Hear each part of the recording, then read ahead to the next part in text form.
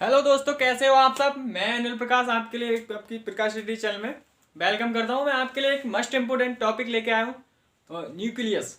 Nucleus क्या होता है उसके बारे में आपको बताऊंगा। न्यूक्लियस जो है एक सेल ऑर्गेनल है। जैसे कि हमारे बॉडी में जो सेल्स होती हैं, और सेल्स में बहुत सारे बॉडी ऑर्गन्स पाए जाते हैं, जैसे कि माइटोकॉन्ड्रिया, गाल्जी काय, राइबोसोम्स, ईटीसी सेल्स ऑर्गन पाए जाते हैं। उनमें से जो है सबसे मेन एंड कह दें तो सबसे ज़्यादा महत्वपूर्ण एक सेल ऑर्गेनल होता है, जो जिसे कहते हैं हम न्यूक्लियस। न्यूक्लियस क्या होता है? ये बॉडी सेल्स को जो है ग्रोथिंग में वर्क करता है, एंड सेल डिवीजन में, ईटीसी में ये मेन फंक्शन होता है। यानी कि कहने का मतलब ये है किसी भी बॉडी को, यानी कि बॉडी सेल्स को रेगुलेट करने का, कंट्रोल करने का, उसकी जितने भी आउट ग्रोथिंग है, सारा कुछ एक न्यूक्लियस के थ्रू होता है। और न्यूक्लियस में बहुत सारी संरचनाएं, बहुत सारे स्ट्रक्चर्स पाए जाते हैं जो न्यूक्लियस को डेवलप करने में, या न्यूक्लियस के थ्रू बॉडी को डेवलप करने में, जैसे कि पहले टिश्यूज, फिर सेल, ऐसे फिर बॉडी का फॉर्मेशन होता है। तो ऐसे ही कहते हैं तो बॉडी में बहुत सारे सेल्स ऑर्गेनल पाए जाते हैं, और उनमें से हमारा एक मस्ट इम्पोर्टेंट सेल ऑर्गेनल है, वो है हमारा न्यूक्लियस। न्यूक्लियस में बहुत सारी जो है संरचनाएं पाई जाती हैं, वो मैं आपको समझाऊंगा। पहले बात कर लें, ये सेल्स ऑर्गेनल का हमें पता कैसे लगा, या हम इसको कैसे जानते हैं, या हमें किसने बताया। तो कहने का मतलब ये एक हमारे साइंटिस्ट थे, रॉबर्ट ब्राउन। रॉबर्ट ब्राउन ने इसे जो है 1831 में न्यूक्लियस को स्टेबलाइज किया, या न्यूक्लियस को जो है खोजा, कहने का मतलब। तो 1831 में न्यूक्लियस की जो है रिसर्च हुई, और इन्होंने, रॉबर्ट ब्राउन ने हमें बताया कि किसी भी बॉडी ऑर्गन्स में जो है सेल्स पाई जाती है, और सेल्स के अंदर एक न्यूक्लियस पाया जाता है। और फिर उसके बारे में हमें बताया कि न्यूक्लियस का फंक्शंस क्या होते हैं, या न्यूक्लियस क्या काम करता है, और ये कैसा होता है। तो न्यूक्लियस कैसा होता है, कहने का मतलब ये है कि इसका साइज़ क्या होता है। ये जो न्यूक्लियस होता है वो हमारा या राउंड फॉर्म में, या फिर ओवल शेप, यानी कि कहने का मतलब या तो गोल होगा, या फिर अंडे का समान आकार होता है इसका। और इसमें बहुत सारी संरचनाएं पाई जाती हैं, बहुत सारे स्ट्रक्चर्स पाए जाते हैं, और भाई मैं आपको समझाऊंगा। तो इसको जो है कहने का मतलब, इसे रॉबर्ट ब्राउन हमारे एक साइंटिस्ट थे, उनने 1831 में इसे खोजा था, इसका पता लगाया था। अब मैं इसके बारे में, इसकी डेफिनेशंस वगैरह बताऊंगा मैं आपको। तो इसकी डेफिनेशन आप बोर्ड पे देख ही रहे होंगे। तो इसकी डेफिनेशन क्या होती है? Nucleus is a double membrane bound body control all cellular metabolism and inclusive the genetic information of the sales.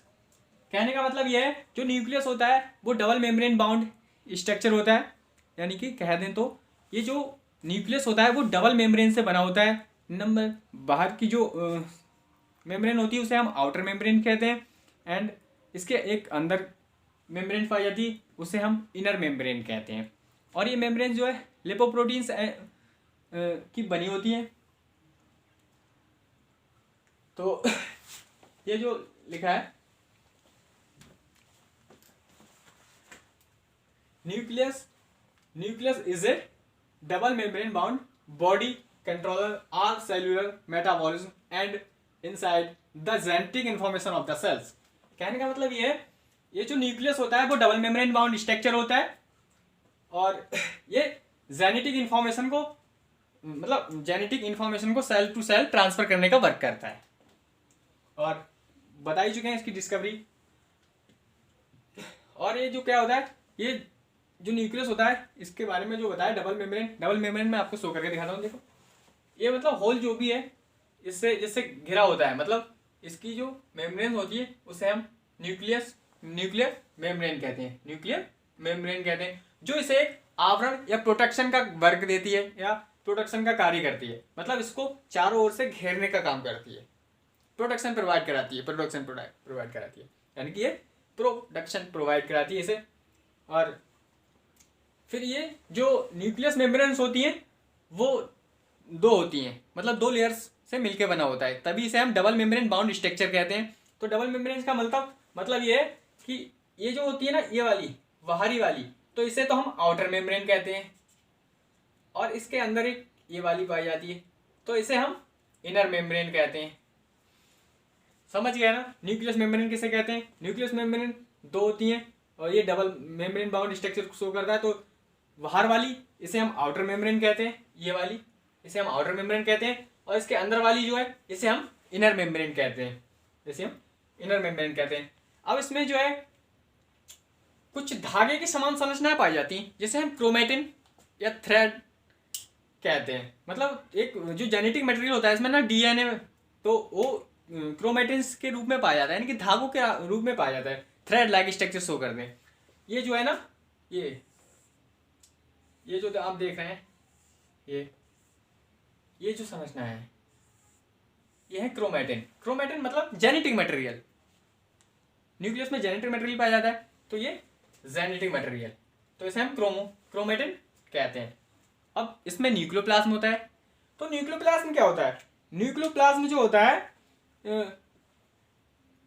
एक ट्रांसपेरेंट जो है सबस्टेंस होता है, एक ट्रांसपेरेंट सबस्टेंस होता है, मतलब इसे कहते हैं तो पारदर्शी, एक पारदर्शी जेली लाइक सबस्टेंस होता है जो लिक्विडी फॉर्म में होता है, लिक्विडी फॉर्म में होता है, जिसे हम जैसे कि ये जो डॉटेड है, तो इसे हम न्यूक्लियोप्लाज्म कहते हैं। ऐसे हम अगर किसी सेल्स में पाया जाता है तो हम उसे साइटोप्लाज्म कहते हैं। ऐसी ये जो ट्रांसपेरेंट जो पाया जाता है, पारदर्शी सबस्टेंस पाया जाता है, इसे हम न्यूक्लियस में पाया जाता है, तो हम इसे न्यूक्लियोप्लाज्म कहते हैं।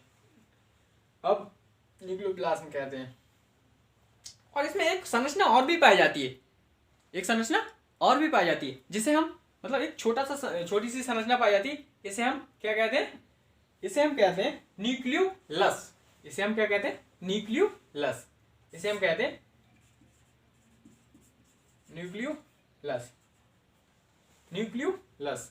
इसे हम कहते हैं न्यूक्लियोलस। अब न्यूक्लियोलस क्या होता है? न्यूक्लियोलस एक ऐसी जो है मतलब एक गोल राउंडेड संरचना पाई जाती है जो न्यूक्लियोप्लाज्म में ही मतलब पाई जाती है, न्यूक्लियोप्लाज्म के सेंटर में या और इधर या उधर ऐसे एक साइड में पाई जाती है।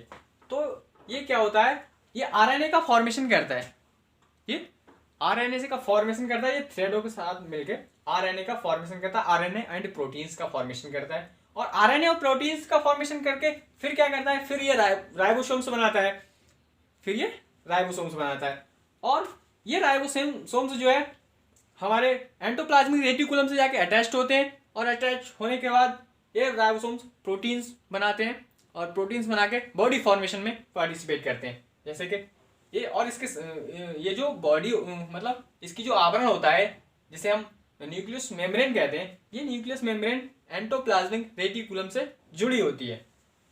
जैसे कि एंडोप्लाज्मिक रेटिकुलम से जुड़ी होती है, एंडोप्लाज्मिक रेटिकुलम से जुड़ी होती है, एंडोप्लाज्मिक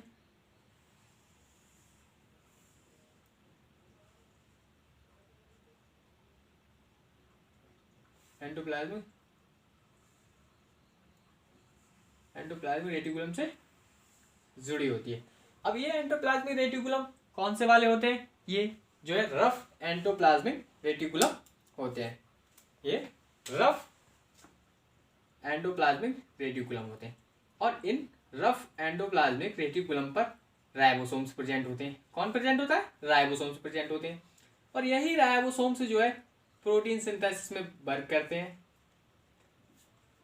यही राइबोसोम्स जो है, ये क्या है? राइबोसोम्स, राइबोसोम्स, ठीक है, राइबोसोम्स। और यही राइबोसोम्स जो है कहाँ से फॉर्म होते हैं? ये राइबोसोम न्यूक्लियोलस से फॉर्म होते हैं, और न्यूक्लियोलस से फॉर्म होने के बाद ये धीरे धीरे वहाँ मतलब ये जो न्यूक्लियोलस होता है ना, ये न्यूक्लियोलस जो होता है वो एक राइबोसोम्स की फैक्ट्री के रूप में से जाना जाता है। जैसे हम न्यूक्लियस में जो न्यूक्लियोलस पाया जाता है वो जो है राइबोसोम्स की फैक्ट्री के रूप में काम करता है, यानी कि ये जो राइबोसोम्स को पैदा करने का मतलब, कहने का मतलब ये राइबोसोम्स को फॉर्म करता है, राइबोसोम्स को बनाता है, ये राइबोसोम्स को बनाने का वर्क करता है, राइबोसोम को बनाने का वर्क करता है। यही राइबोसोम्स जो है मतलब यहाँ से जो है कंप्लीटली बन के तैयार होते हैं, फिर ये इधर आते हैं और ये राइबोसोम जो है रफ एंडोप्लाज्मिक रेटिकुलम से जाके अटैच हो जाते हैं, रफ एंडोप्लाज्मिक रेटिकुलम से अटैच हो जाते हैं, और अटैच होने के बाद ये कंप्लीटली मैच्योर हो जाते हैं, और मैच्योर होने के बाद ये जो प्रोटीन सिंथेसिस में वर्क करते हैं, आरएनए के साथ मिलकर प्रोटीन सिंथेसिस में वर्क करते हैं, और प्रोटीन सिंथेसिस मतलब होती है, फिर उसके बाद ये बॉडी फॉर्मेशन में वर्क करते हैं। अब क्या रहेगा, न्यूक्लियस हो गया, न्यूक्लियोलस। अब क्या है, अब हम पुनः इधर आ जाते हैं, कंट्रोलर और डायरेक्टर ऑफ द सेल्स। यानी कि कहने का मतलब ये, जो न्यूक्लियस होता है ना, न्यूक्लियस को हम controller and director of the cells, यानी कि ये जो न्यूक्लियस होता है, न्यूक्लियस वो मतलब सेल्स के लिए एक कंट्रोलर का काम, या कह दें तो डायरेक्टर का काम करता है। यानी कि ये सभी जितनी भी सेल्स में एक्टिविटी होती हैं उन पे सब पे मतलब नियंत्रण रखता है, कंट्रोल रखता है। ये जो न्यूक्लियस होता है वो होल बॉडी की सेल्स में होने वाली सारी एक्टिविटी को कंट्रोल करता है, और मतलब उन्हें रेगुलेट करता है, मतलब उनकी डायरेक्शन में उनको रेगुलेट करता है। तो इसे हम न्यूक्लियस कहते हैं। तो ये सारे फंक्शन न्यूक्लियस कहते हैं। स्ट्रक्चर ऑफ न्यूक्लियस, जो न्यूक्लियस का स्ट्रक्चर होता है, जो राउंडेड ओवल शेप, इस न्यूक्लियस में जो है क्या क्या पाया जाता है, इस न्यूक्लियस में न्यूक्लियर मेम्ब्रेन पाई जाती है, जो मैं आपको बता चुका, और न्यूक्लियोप्लाज्म के बारे में मैं बता चुका। जो इसमें जेली लाइक सबस्टेंस पाया जाता है उसे हम न्यूक्लियोप्लाज्म कहते हैं, जेली लाइक सबस्टेंस पाया जाता है उसे हम न्यूक्लियोप्लाज्म कहते हैं। और ये न्यूक्लियोप्लाज्म क्या होता है, बॉडी मतलब बॉडी में फैला रहता है, और इसी में कोई क्या है, क्रोमेटिन। क्रोमेटिन क्या होता है, जेनेटिक मटेरियल, जेनेटिक मटेरियल इसी जो है न्यूक्लियोप्लाज्म में घुला रहता है, या थ्रेड लाइक धागे के समान संरचनाओं में इसमें पाया जाता है। अब दूसरा क्या है, क्रोमेटिन। क्रोमेटिन भाई मैं बता चुका, क्रोमेटिन जेनेटिक मटेरियल की फॉर्म में वर्क करता है। अब क्या आता है, इसमें वही बात हो गई न्यूक्लियोलस की। न्यूक्लियोलस जो है, न्यूक्लियोलस जो होता है वो राइबोसोम्स को फॉर्म करने का, या राइबोसोम को मेकिंग ऑफ द राइबोसोम, यानी कि ये जो है राइबोसोम्स को बनाने का, या राइबोसोम्स यहाँ पे जनरेट होते हैं, तो इसका मतलब इसे ribosomes, little ribosomes all factory, यानी कि इसको मतलब कहते हैं कि जो राइबोसोम्स की फैक्ट्री के रूप में न्यूक्लियोलस वर्क करता है। अब आती है बात इसके फंक्शंस की। और हाँ, न्यूक्लियस का दूसरा न्यूक्लियस जो होता है, न्यूक्लियस का दूसरा नाम क्या होता है, कैरियोन। एक तो हम न्यूक्लियस कहते हैं और दूसरा इसे कैरियोन कहते हैं, कैरियोन भी कह लेते हैं। अब बात आती है न्यूक्लियस के फंक्शंस की। तो न्यूक्लियस के फंक्शन क्या होते हैं, तो न्यूक्लियस के जो फंक्शंस होते हैं वो कंट्रोल ऑफ मेटाबॉलिक एक्टिविटीज, मतलब कहने का ये है control of metabolic activity of the cells. समझ पा रहे हैं हम, मतलब control of the metabolic activities of the cells, यानी कि कहने का मतलब ये बॉडी में पाई जानी सेल्स में जितनी भी एक्टिविटी होती हैं उनमें हेल्प करता है, and cells division and cell replication ETC में ये वर्क करता है, मतलब उसको रेगुलेट करता है। अब दूसरी बात आ गई डीएनए फॉर्मेशन में, ये डीएनए वो आरएनए फॉर्मेशन में पार्ट लेता है, यानी कि आरएनए फॉर्मेशन में पार्टिसिपेट करता है, और फिर आरएनए के थ्रू आरएनए मिलकर प्रोटीन सिंथेसिस में वर्क करते हैं, यानी कि प्रोटीन सिंथेसिस कराता है। और सबसे मस्ट इंपोर्टेंट फंक्शंस क्या होता है इसका, सबसे मस्ट इंपोर्टेंट फंक्शन होता है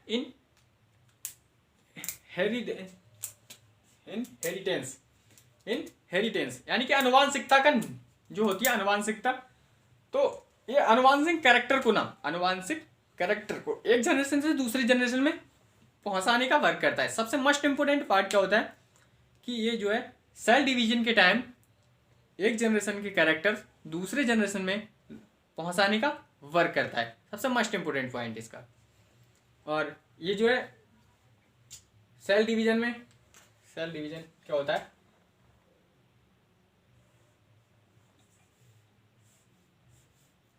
ये जो है दो सेल्स फ्यूज हो गए, फिर